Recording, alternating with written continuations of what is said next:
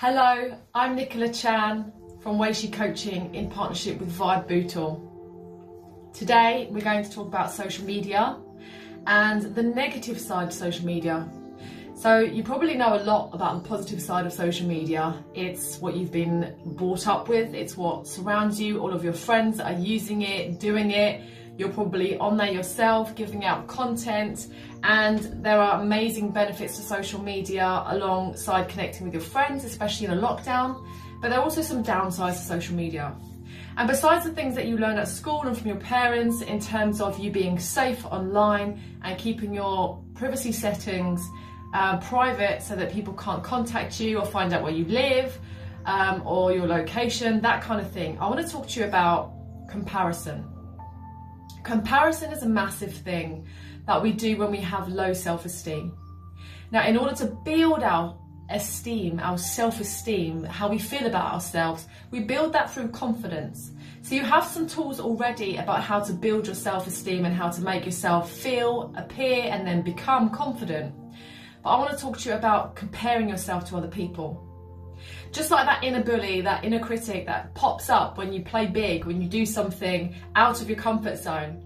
Those are the things that you need to do for growth. And when that voice pops in, you actually know that it's because you're doing something that's going to help you to grow and to become the person you want to be. We have to get out of our comfort zone. We have to try new things. We have to meet new people. We have to have experiences, and from them we can learn and we can change and we can decide what we like and what we don't like, what we want to be, who we want to become, and we are empowered with all of this choice. So along that line of growth, along that line of the direction we're going in, and this voice pops up, we may also get a voice that tells us that we're not as good as the other person, or look what they have, we don't have that yet, and we may feel emotions like jealousy.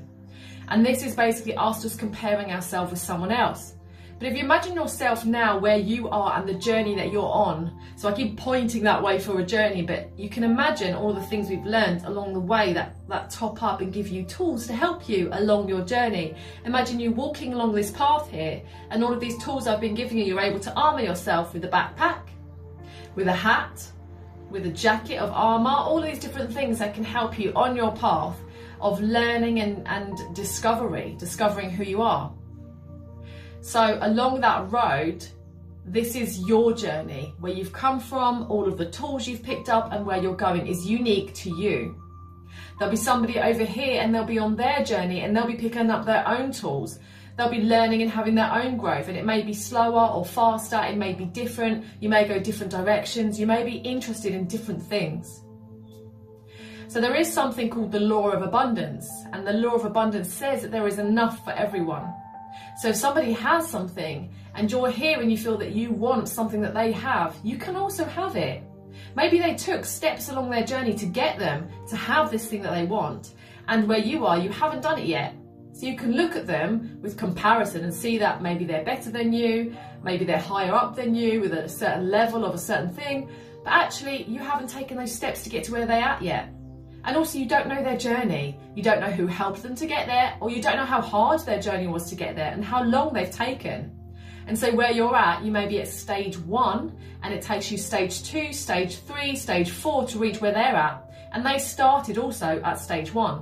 So if you knew and acknowledged their journey, you may feel less jealous or less envy and have less comparison, because actually you're able to be there too. And I like to think of the emotion of jealousy as actually just a little red flag that tells me that I'm not playing big enough. It tells me that there's something out here, outside of me, that I want. And therefore, if I want it, I can achieve it. I always think I'm jealous when there is something that I know I'm capable of. So I won't ever be jealous of, say, a contortionist, someone who's able to bend and mould their body into a small shape. I wouldn't ever be jealous of that, because it's something that I can never be. I'm not genetically that flexible. I have no desire to have that. And that is why some people have certain genetics. That is why some people have certain skills. The rest of it we can work on. So the rest of it is choice. And what you decide to do is up to you. So if you notice any feelings of comparison or jealousy, just check in with yourself. Just like we've done for much of this course. We've taken the time to journal on a piece of paper. How do I feel about this? What do I want to do? How can I acknowledge myself and my feelings, and how can I honour them? So if you are feeling jealous, we don't necessarily have to take it away or see it as a bad thing. We can view that jealousy as some motivation. Use that motivation to drive you forward on that journey. And it may be that along that path, somebody else then looks at your journey and becomes jealous or compares themselves to you. So actually, if you view the law of abundance, that there is enough for everybody, just because somebody's behind and someone's ahead, it doesn't really matter, because we're all going to get to where we're going in the end.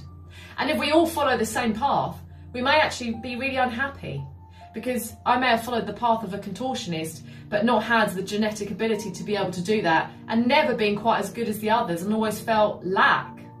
So there are certain things that you are really good at, whereas your friend is really good at something else.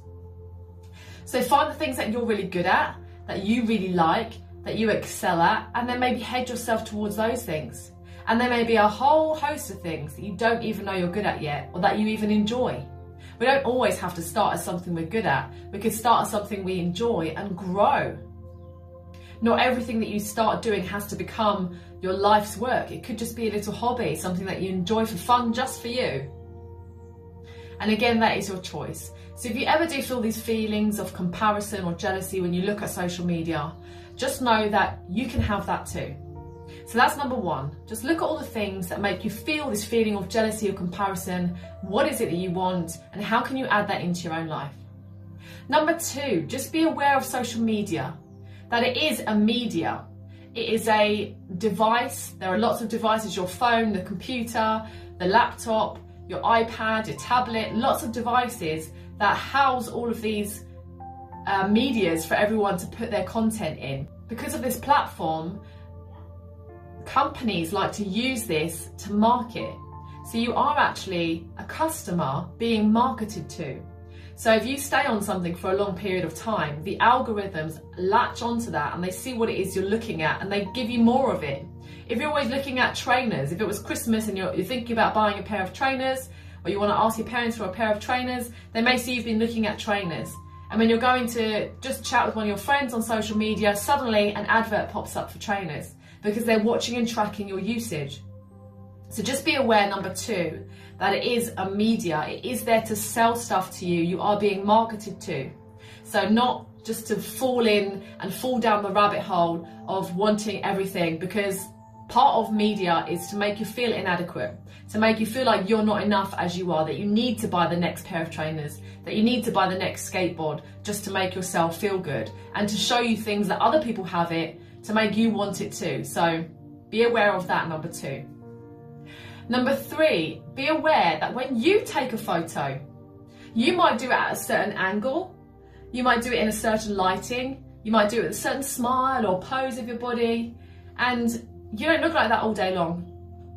You see yourself all day long, with makeup, without makeup, when you're tired, when you're happy, when you're hungry, when you just get out of the bath. You see yourself all day long in all forms. You see someone else's picture when they're looking their best self.